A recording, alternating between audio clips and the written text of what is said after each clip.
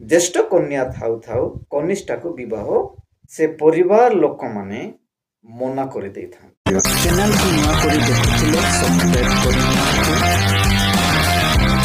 ज्येष्ठ कन्या थाउ थाउ कनिष्ठा को विवाह दियंती ना। कन्यादान प्रथमे थरे ही जन कर जाए सत कथा, किंतु कनिष्ठा को जदि आपण माने देखिबा को जिवे ज्येष्ठ थाउ थाउ तेबे से परिवार लोक माने मना कर दे था।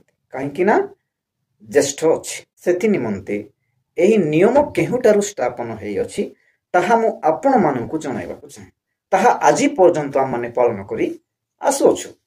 ताहा आपण माने पाई परिबे जहा कि लेखा जाए आदि पुस्तक 28 पर्वरु 29 आपण माने पठन करिवे समस्त एही विषय स्टोरी पाई परिबे। जेते बेले कि जाकुब निज पितांको ठारू से आशीर्वाद पाइबा पोरे निजर माता ताहांको लावण्य जहा कि निज मामूंको निकट को पठाइले।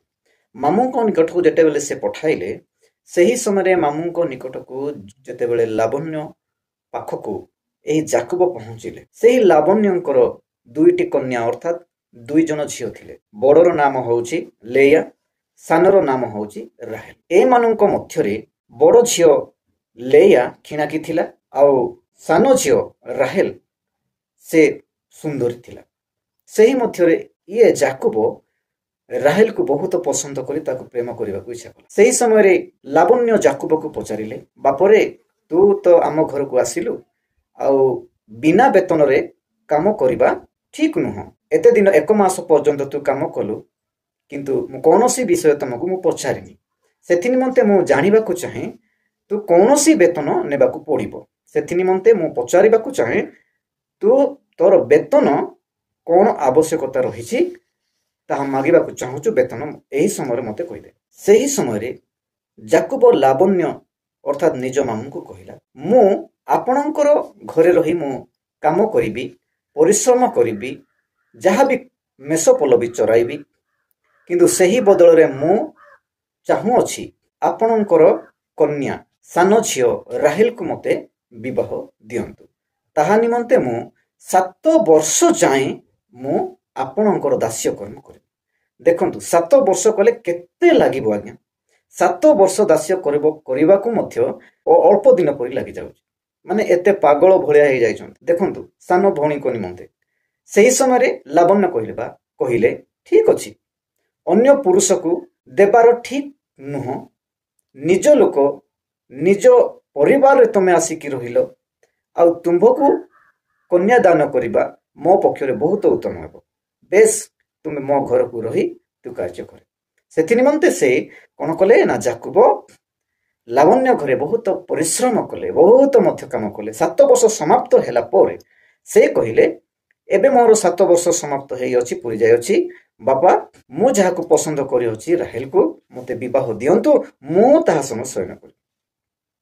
सही समय रे लावण्य कोन कले ना लोक मानक समस्त को कुआ कुई कले। एबे कि जेमिति कि हम सामाजिक रीतिनीति अनुसार आम मानकर भोजी भात विभिन्न कथोपकथन करा जाए, सेही प्रकार से आयोजन कला परे विवाह दिया गला। विवाह जते बेले दिया गला, एही राहेल को विवाह न देकी राहेल रो भौणी जे बड़ भौणी अछंती लेया ताहांको विवाह दे देले। रात्र भोज समय हो, दिन भोज समय हो, तांको ओढ़ना घोड़े की जहाँ भी करी विवाह दिया जाए। विवाह देला परे रात्र समय कन्यादान करा जाए। रात्र समय जते बेले कन्यादान करी गले आउ जाकुब निजर स्त्री को मु पाइली बोले से निज घर को नेले। आउ निज घर को नेले, निज घर को नेबा द्वारा से निजर कन्या निजर कोन भार्या पाई से भार्या सहित आमोद करिबा अर्थात भार्या सहित शयन करने को गले। शयन समाप्त होला पर सकाळ जेतेबेले दिवस आसिला से समय देखुछंती जे एई तो लेया मु भाबिथिली मु जहा पई परिश्रम करिथिली 7 वर्ष से राहेल न। बापा को कहिला कि प्रकार मो सहित एई प्रकार व्यवहार कलो बापा, मु जहांको सहित मु चाहिथिली ताहांको मते काहेकि विवाह दिया गला नै।